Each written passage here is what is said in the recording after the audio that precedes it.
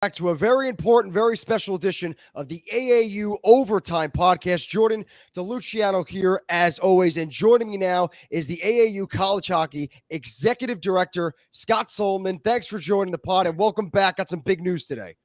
I appreciate you having me. I always love the forum, always love the conversation. We had a great time at Nationals. That was a good time. Yeah. You already had my boy Alexi on, and crashed his interview. If I knew how to hack the mainframe, I would have crashed that one too, but I didn't know how to do that. We could have worked on something like a back deal arrangement. I could have sent you the invitation during the live stream while we were on, and then you could have crashed it, but you would need my cooperation in that. Unlike Nationals, you walked right in. Yeah, that never bothers me, especially with him. That never bothers me. Yeah. But we had to make sure we were scot-free in the Alexi interview. So it was just me and him. Yeah. See that pun I did there? Almost Scott. Well done. Yeah, right. So before we get into what I've been teasing all week. We've been talking about all week. Got a couple big things to talk about today. Before we get into that, we're coming up on almost a year that you've been the AAU College Hockey Executive Director. It was October 11th, just a couple days away. It was last October 11th. We made the announcement for everyone. How's it been going? What have you seen this year so far in your tenure as Executive Director? I was actually talking to our chairman of the board, Mark Perlowitz, last night, and I mentioned that to him actually, and he's like, "Oh boy, like wow, 1 year has really flown."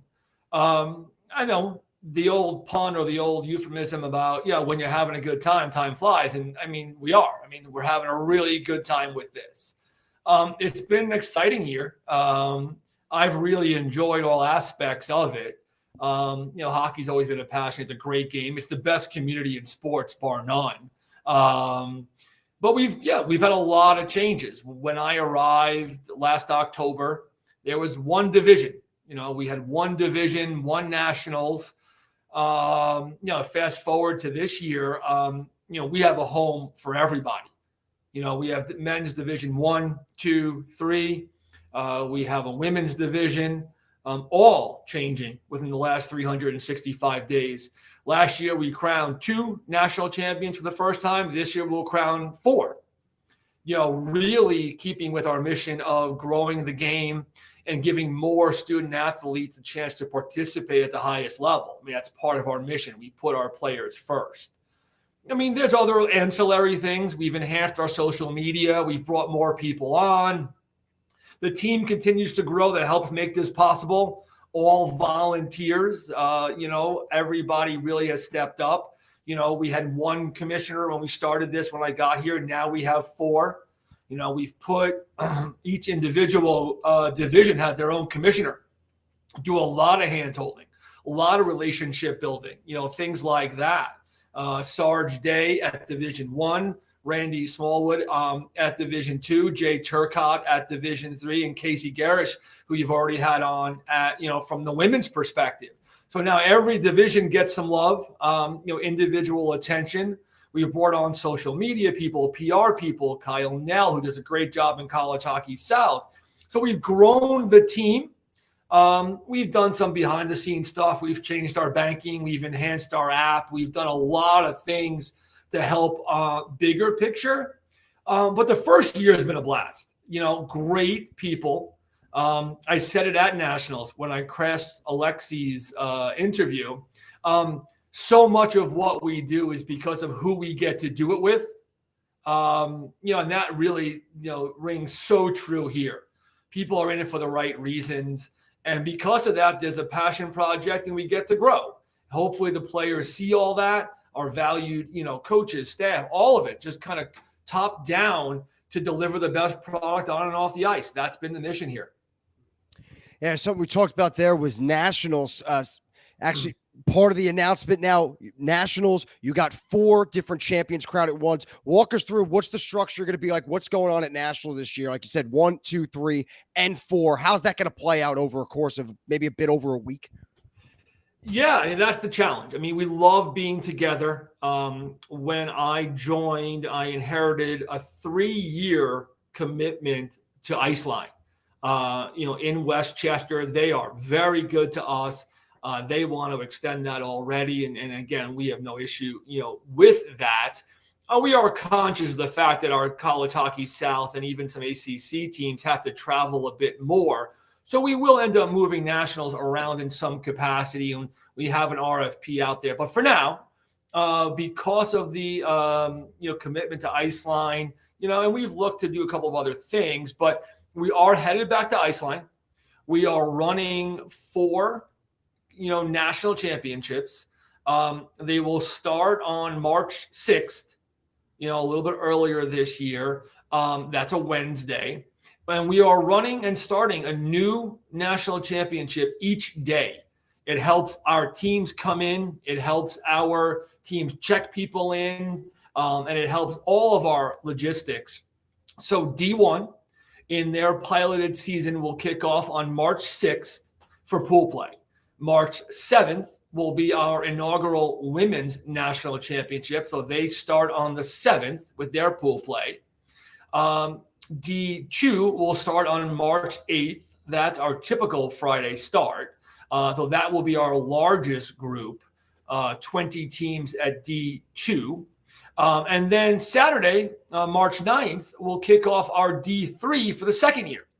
So we have Wednesday, Thursday, Friday, Saturday, 4 different days, 4 different check-ins, 4 different national championships. The interesting part is because of the size and scope of the event, nobody will have a day off because we don't want to do that to student athletes. We don't want to, although everyone loves being there, we don't need to prolong this and, go back to class and go back for our families. We don't want to have any days off. That's a little bit of a waste.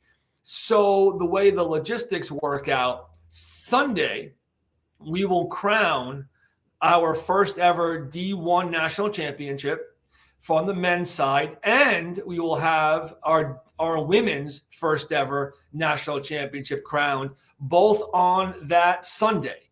D2 and D3 will have their typical Wednesday wrap up, which makes our event 1 week long. That Wednesday is the 13th. So because D2 has more teams, they'll have a quarterfinals, which they've always had. That allows D3 to catch up with no quarters, just the semis. And then we will certainly have that event wrapping up on our typical Wednesday. So Wednesday to Wednesday, back in Iceline, 4 national championships starting, 1 each day, 2 days of national champions being crowned, Sunday for men's D1 and women's, Wednesday the 13th for D2 and D3, 48 teams all coming together. We have a bunch of social media platforms already booked, some sponsors lined up. Black Dog will already be there. So again, we're very excited about our flagship event and then the fact that that continues to expand. That's a heavy jam-packed week of hockey. And now that Sunday game, you're going to have everyone in the building from 1, 2, 3 to women's division, everyone in the building to watch now the one championship and the women's championship to get a really big atmosphere for those finals. It should be. And that D1 tournament, I said it about last year's D2 tournament, but that's a 32 team field. It's been cut down now to 16 at D1, 20 at D2. So actually more teams participating, just a little bit different of how we cut it up. But I mean, you run, there'll be 16 teams at Iceline for our D1. I'm convinced, and again, the season's only 1 month old, but I'm convinced if you run that tournament 10 times, you might have 6 different champions. I mean, that's the level of parity that I believe exists at D1. I don't think anyone's running away with D2 either, for the record. But at the same time, that D1 tournament should be electric. And that D1, usually in the past, with D2 last year, D3, you'd have just the pool winners moving on. Since Division One's only 16 teams, is it still one team moving on, or is it the top 2 in the pool? How is that changing at all? No, it's not. So yes, I mean, D2 will change more than D1 will. Okay. So D1 will simply, have their 16 teams, 4 pools, round robin, semis, final. So it's just going to be the pool winners advancing to the semis and then the national championship game. In conjunction with that, D2 will have 20 teams. That will have wild cards in the pool. So 8 teams to the quarters. So 5 pool winners and then 3 wild cards. which may make for some very exciting day 2 games. Another change that you'll see is we're no longer allowing ties. Last year, we had a little bit of a mess with teams going undefeated, but because of the ties, having teams tie and going to tiebreakers. I don't want to have an undefeated team go home after pool play. I also am not a monster fan of a shootout going home because of that either. So how's the overtime going to work then? Is it overtime shootout or just continuous overtime? No shootout. So we're going to go to continuous overtime. It was always that way in the win and go home quarter semifinal world. But we're going to bring that to pool play now because at the end of the day, we have the time and, we want the best results possible. As simple as that. Yeah, you run into some sticky situations, like you said last year. A team goes 2-0-1 and doesn't move on, so having a decisive winner will clean that up, surely. So now, the big thing that everyone kind of had to feel with Nationals, there were some changes going on, but now there's big plans going on, not just for March and Nationals, something going on after, which I've been talking about all week. So, Scott, if you want to take the floor, something brand new coming to AAU college hockey. Absolutely. So, we talked about my 1-year anniversary, and that's great. I'm not that big of a deal. You can, ask anybody. But, ultimately, the big deal is this is our first season as AAU college hockey. Part of that first year of, my tenure here, we talked about the changes on the ice, with the multiple divisions and then some of the things off the ice. But there's really been no bigger change than our move to AAU college hockey. Our social went there, our website went there, our email addresses went there. And that change happened at Nationals, and the Collegiate Hockey Federation, which is still the technical legal entity running AAU college hockey, it was wonderful. And it gave a lot of people an opportunity to continue to grow this game. AAU, as I said on my launch call, with you second semester last year, that's a blue chip name in sports. 720 plus thousand members, 51 sports. The AAU moniker allows us to do just so much more. So this is technically the 5th season of operation for this new entity, the Collegiate Hockey Federation, now AAU college hockey. So with that, we're celebrating 5 years. The first as AAU, the 5th overall. So we want to do some really special things. So you're going to see a lot of stuff at year end that have been in the works for a while.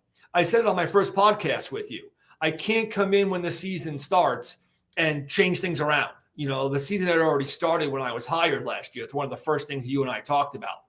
But in the offseason, we put a lot in motion. So you will see some bigger end of the season awards. Howie's Hockey, has always done our player of the month. You'll see the players of the month for September launched end of this week. So we have our September winners being announced. And we're going to continue that. There'll be a D1, D2, D3, and a women's player of the month, one per division. But at the end of the year, AAU has stepped up and allowed us to do AAU All-Americans. So we will have first team, second team, and more All-Americans, AAU All-Americans launched this year. There'll be coaches of the year, players of the year. The AAU college hockey player of the year is going to be a pretty special honor. So all of that comes after Nationals, and all of that comes with our inaugural All-Star Challenge event. So last year we hosted our annual meeting up in Saratoga Springs, New York. Pretty, very well attended, honestly. Almost 70 coaches at one point. Very, very, very nice event.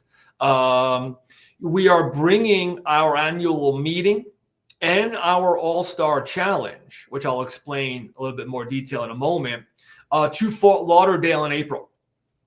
So we are combining the two events, April 12, 13, 14 at the Panthers Ice Den in Lauderdale. It's where FAU plays. We will be having check-in in our first games Friday night, the 12th.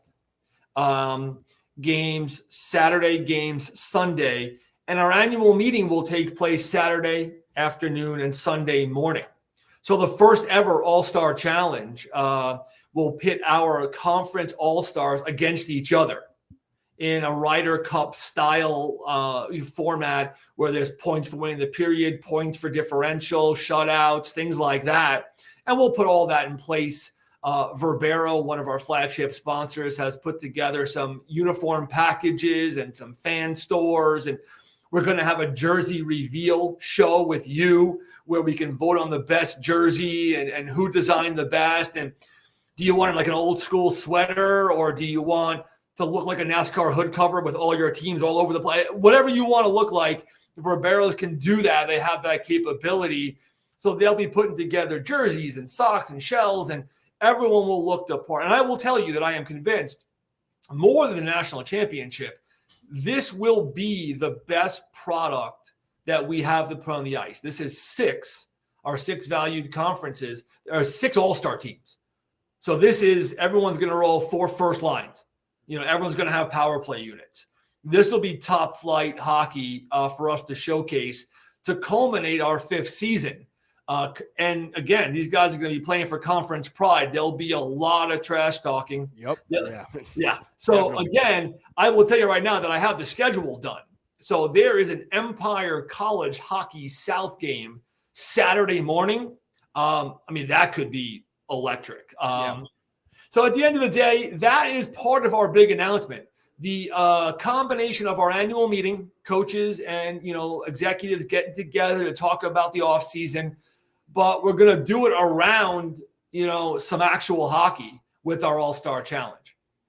You talk about the conference pride. That was actually a topic of conversation on yesterday's pod I had with Mac from Hockey House. We were at the end of the show, we were talking about who's the strongest conference, who's the best team in each conference, so that's all going to come to a head. Like you mentioned, Empire versus CHS, and Upstate and the Empire, they have a rivalry. It kind of kicked off last year, and Upstate's kind of been taking it to the Empire already again this year. Again, we talked about that earlier on. So it will be all that you have the D1, you have Empire, Upstate, and you have CHS.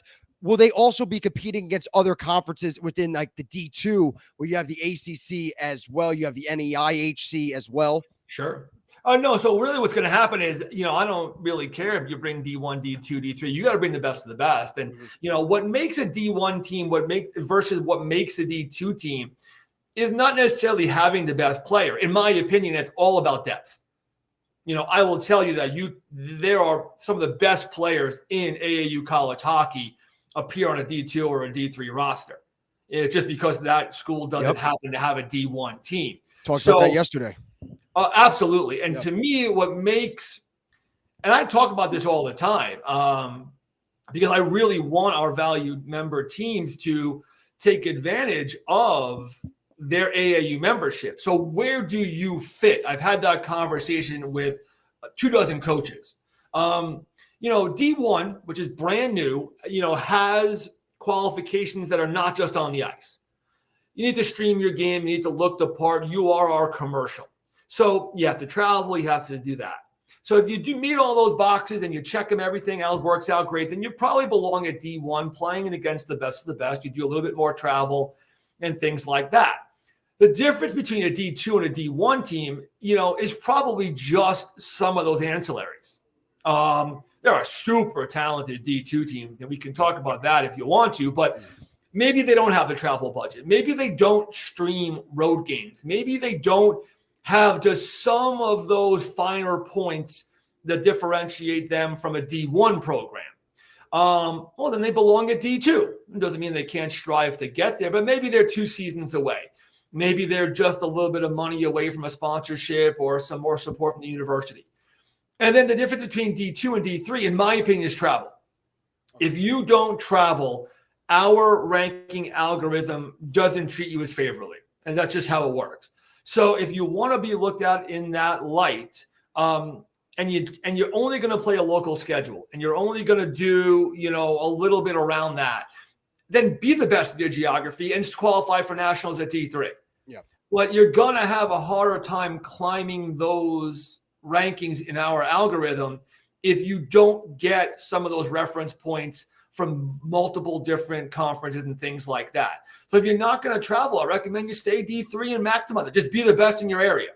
D2 has a little bit more of a travel requirement, and D1 is the cream of the crop, both on and off the ice. Again, I talked about it earlier. We want a spot for everybody to play. We launched this season, we didn't really talk about it, but we launched this season a developmental program. A lot of our schools and some of our growth come because of a second team is on campus. You know, something that's never going to be afforded as a luxury in the NCAA, but here you can have multiple teams on campus. And some of the growth across the country that we've explored, you know, because we're up to over 150 teams now, and some of that organic growth has come from a second team on campus. But maybe they just can't get to 25. Maybe they have 18. Maybe they have 19. But they want to grow. They don't want to send those kids away. And we don't want you to send those kids away. We want those kids playing hockey too. So we launched a developmental program for some of our non-tournament bound groups to help grow and support, because maybe they're a season or two away. So D1, D2, D3 developmental program on the men's side. The women have one division for now. But where those all-stars come from, oh, I don't care. Send me the best. Send me the best, whether they're D1, D2, or D3 or developmental. If they belong in that event, send them. So it's one team per conference. Don't care what division these kids are from. Come send the best and come bang heads for the weekend. Should be a good time. Nice. Yeah, that me and Mac last night from the Hockey House pod, we talked about a team in D2, FAU, how they have talent to be D1, but we talked about, maybe we speculated one of the reasons why they're D2 is something you said, that depth isn't there. They have the talent, they have the top end talent, but the depth might not be there. So that could be one of the reasons why we were talking about they're at D2, and they could easily send a couple of guys into that that all-star tournament at the end of the season. Yeah, they got 150-point defenseman, for his career. So I mean, certainly.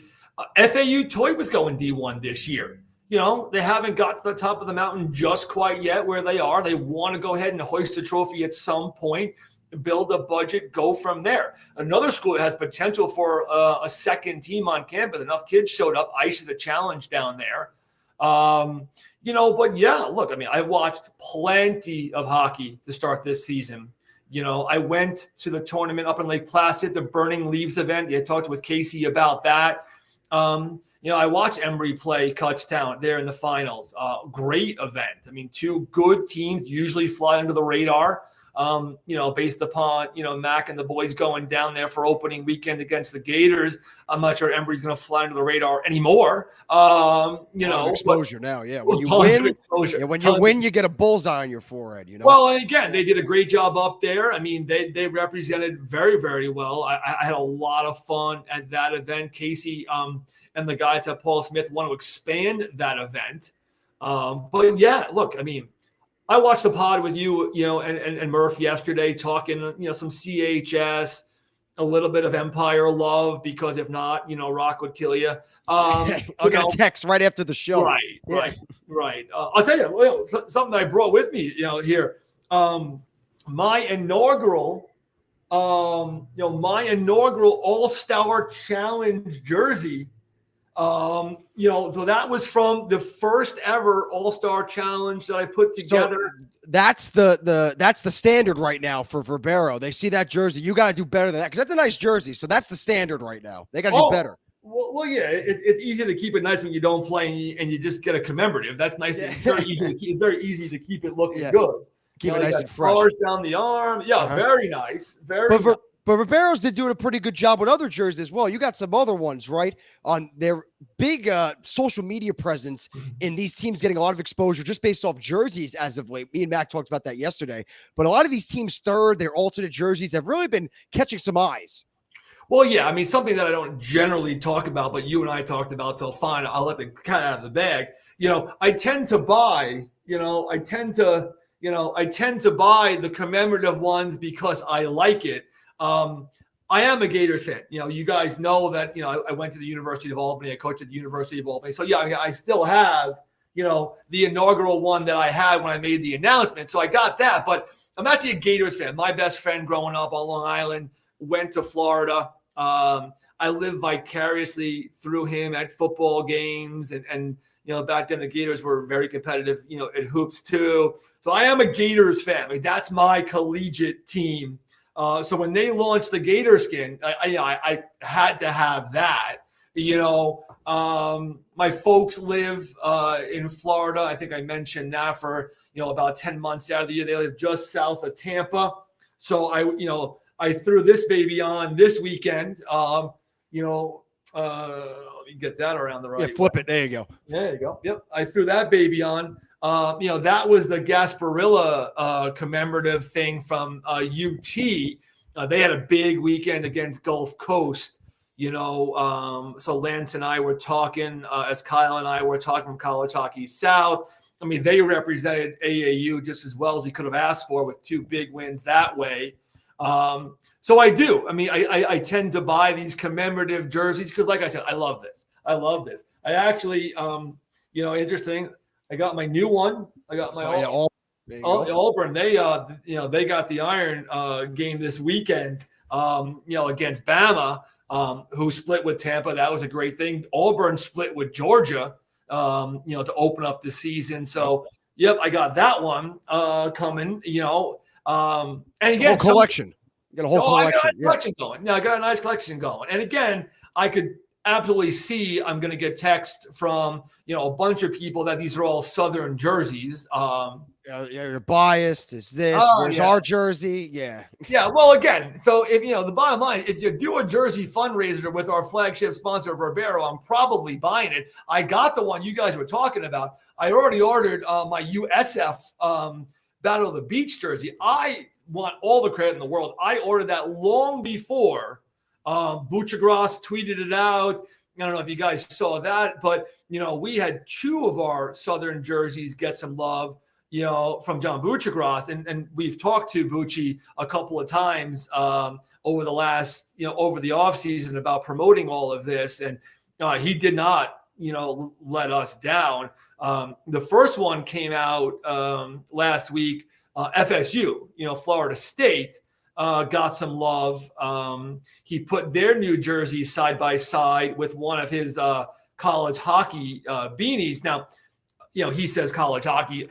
I'm a Yankee fan, so I'm not doing the Boston accent in any capacity. But not happening. But no. But at the end of the day, he put the FSU jersey side by side, and then later that day, he put the Battle of the Beach USF jersey up. I had already ordered it long before Buchagras started. But then I don't know if you guys saw that FanDuel tweeted out the USF jersey. And I believe it's because of that love, Verbero and USF decided to extend that jersey sale. So I got a good collection coming. I got more coming. Rock asked me if I would ever put the Rams jersey on. That's a rival of yours when your playing days, when you were at UAlbany and Farmingdale used to butt heads, right? Oh, absolutely. I'm not sure I can actually put. Now, my brother did go to Farmingdale for the record.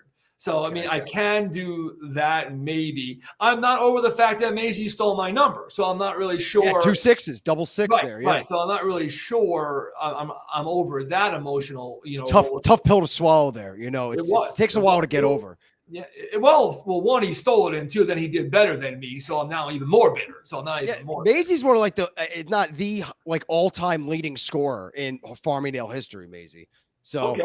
Yeah, I could make a comment right now, but I'm not going to because I'm the executive director and I have to keep my opinions to myself. I could send him the link. We could get a 3-way call right now. I talked to him for 45 minutes yesterday whether I wanted. He's a new father, so let him sleep. Yes, he is. Yes, congratulations, Joe Maisie. Yeah, let him sleep when he can get it. We all understand. Yeah, baby girl, and the funny right? thing about being a father is I just showed you all these jerseys. In my house, I'm not the one that wears them the most. My 15-year-old daughter, when it's cold up here in upstate New York, will throw on her, she'll shop in my closet for her hockey jersey. Now the only one she actually cares about is Jack Hughes. So if anyone has The Devil, right? Devils, Jack Hughes. The Devil. Actually, we were in the NHL offices talking with some of their personnel about 3 weeks ago, and she wanted to know if Jack was going to be there. I'm like, no. He sits in on the meetings, Jack Hughes. Right. He's in on the meetings. He's there. Yeah. So I came home from the meeting, and she asked me, "Did you get his number for me?"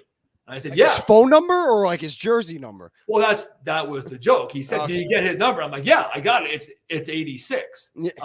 Yeah. She actually handed me this card before I went on the air. I heard Jack Hughes. Yeah, She's a big Jack Hughes fan. And then he ripped my Rangers last night for a goal and an assist in that opening night. That wasn't fun to watch. Oh, it's preseason. It's preseason. Rangers had the backup in. I'm not a Ranger fan, but it's, as you could tell. I mean, I'm rocking. I got the Islanders. I'm trying to point to there we go over there. Yeah, you have the Gordon Fisherman on there, right? Yeah. It's a controversial logo. The older generation hates it. The newer generation loves it. Like the kids, like generation my age. They just came out with the Fisherman jersey this past year. Wasn't exactly the same, but I have it. That's in my closet as well. But I feel like if I put that on, you wouldn't be able to see most of it because you only see my upper half. So I got the Fisherman here because I knew we were going to talk about nice jersey. I knew we were talking about custom jerseys, so I threw on the Fisherman jacket. Well, I wouldn't mind not seeing it, but for the record, the older generation. There we go. You did have the Kraken thing on yesterday with Murph. That's a nice look. That's a good look. I got that the moment they released, like the moment the team got as announced, and then they had shop merchandise on NHL Shop. I got that immediately. I've had that since day one. That one because they have a great color scheme. They do very much so. But again, back to the topic at hand. Yeah, some of these jerseys are great. I mean, our teams really continue to promote on social media and just do a tremendous job with it. Now, again, we talked about a lot of Division I teams here, and I said it before. I mean, I think you can run that D1 national championship when the time comes this March. Run it 10 times, get 6 or 7 different winners. It's just however the puck is bouncing that week, plus the hot goaltender, plus who stays out of the box. But I will tell you, when we add that wild card to D2, that is going to be an unbelievable tournament. You talked about FAU, but I'll tell you, after listening to you and Murph yesterday, you guys are absolutely sleeping on New England. I mean, absolutely sleeping on New England in Division II. And you look at Quincy and Mass Maritime and Stonehill, and by the way, 2 years ago, national champion. And Babs is there. Yeah. By the way. So I don't know if you're ready just to hand out. You're creating enemies already for me and him because whenever we talked about this yesterday, whenever we go to these tournaments or whatever, they come up to us and they tell us, "Hey, you forgot about us." So now you're adding fuel to the fire. Now, whenever we run into these New England teams, they're going to be coming up to us now and saying something. Well, and rightfully so. You guys didn't mention them for 8 seconds. Yeah, we left them off. I will not make predictions. I just talked about D1 with Georgia and Auburn splitting, and Tampa and Bama splitting. And you went up and you looked at that event up in Niagara. You mentioned it quickly. I mean, Bonnie's Niagara, Binghamton. That is a gauntlet to run up there. I don't think they get as much love, but if you watch that Black Dog broadcast from Niagara, that stadium is stunning. That is a really pretty barn to play in. And that was great hockey. I mean, clearly the Empire's got Farmingdale, Quinnipiac. And then, by the way, you watch Fordham, and that hot goaltender, beats Farmingdale D1 after losing to Farmingdale D2. Yeah. So it's how it works. It's the parity of the game, I mean, so when I look top to bottom, I told you I watched Cutchtown and Embry. Those are 2 very good D2 temes. The DVCHC, posted, really nice showings last year with Harrisburg. I mean, I think they're going to be somebody coming out of D2 for them. And look, there's more. Somebody always pops up. The ACC continues to add teams to AAU college hockey.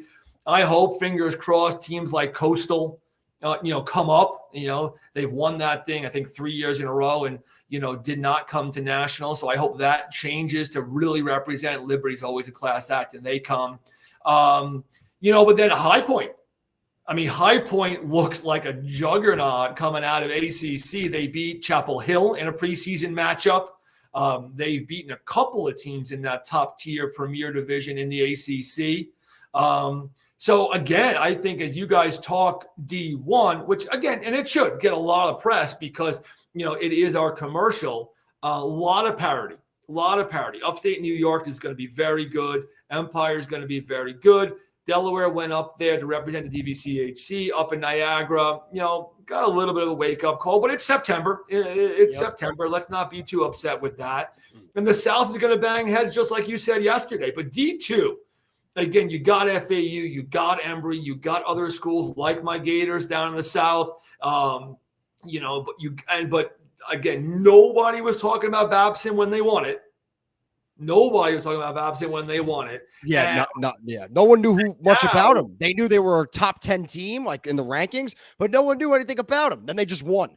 Well, yeah. Oh, by the way, yeah. Let me just grab this trophy and go and go home. But I mean, they have a new commissioner of the New England League, Mike Hecht. He's got them firing on all cylinders. They're very efficient. They have really come together. Quincy, Stonehill, Mass Maritime, Babson, and I'm going to plead a little ignorant. I haven't seen a result yet. I'm not sure they played yet, but Anna Maria's got all the talent in the world too with that NCAA D3 team there. That could be, again, another team coming out of New England. So, again, we know what the DVCHC has. We saw them last year. I think you'll see more of the same. I watched them up in, Widener was back. They had a good showing. They played in the D3 last year. I saw them up in Lake Placid. So there'll be some really cool D3 teams that continue to shine. Some teams actually went down. So, teams that played D2 last year realized what the algorithm was all about. They went to D3. They'll make some noise. And then you got teams like St. John Fisher, who went from the D3 Nationals up to D2 to challenge themselves. So, again, I think there's plenty to talk about. That's why you have a show. There's plenty to talk about all season long. What's that? It's a lot of content. It's not that hard to find guests. No, absolutely not. We got players of the month. We got 4 divisions. We can create controversy wherever we want to. We can create, media stir when we're dropping jerseys. Hofstra's already changed their logo for pink in the rink. You're going to see more of that here for Breast Cancer Awareness Month. You're going to see Military Appreciation Month jerseys next month. May see some ugly sweater shirts, for the holidays. Savannah in January always got some great gear, though that event will run a little bit differently with Tennessee stepping into that, FSU stepping out. But those jerseys with those teams are always well done. We'll have our jersey reveal for the All-Star Challenge. And plenty to talk about. It's, a lot of our teams just opened up last weekend. So we have a ton of runway left for our 5th season. It's the season. We had the whole month of September. Really, the South kicks off, but then October, everyone else follows suit. So We're just getting started here. I know Upstate kicked off last weekend going up against the Empire, and then the Empire goes and kicks off their season this weekend coming up. I'm pretty sure Farmingdale, I know for sure, opens up with 2 home games. I'll be on the call as they play out of the league. They play Marist again, and they got a conference rival in Fairfield on Sunday. So games. Yep. I was actually talking to them, and again, I talk to a lot of teams. I'm lucky when the time allows for this volunteer gig. I'll talk hockey forever. The biggest takeaway of today is if anyone knows Jack Hughes, that's obviously the biggest takeaway, because I am a father first. But in all seriousness, I always appreciate the forum. Very exciting culmination to our 5th season with a 48-team national tournament at Iceline, and then the All-Star Challenge just under a month later. Almost to the day, we conclude on the 13th of March, and the All-Star Challenge kicks off on the 12th of April, just after Easter. And then that coupled with our annual meeting and talking about what works and what doesn't and what the next direction will be for the offseason going into our 6th year. So really fun way to end the season. Yeah, a lot of new stuff on the horizon, and like you said, a great way to end the season. Nationals, All-Star Challenge, and then who else knows what comes next. So the executive director of AAU College Hockey, Scott Solomon, a lot of information. I appreciate it as always, and thanks for joining the pod today. Big stuff today. I always appreciate the forum. Like I said, Jordan, you do a great job. You're part of this team. You're part of the reason how we got here as we grow for 5 years. This gives us a forum. And we get to talk about hockey, and, that's always a good time. I always enjoy talking hockey, Scott. You and Rochester always two of my easiest interviews because you guys always have the most to say. So you make my life easy whenever I get you or Rochester on. So thanks, Scott. Of course, I appreciate the effort. I appreciate the work. I'll let you do the outro. You gave me the honors when Steve was on. So back to you now. I did. Yeah, back at the tournament. Yes. So for the AAU Overtime podcast, my name is Jordan DeLuciano. Until next time, we will see you all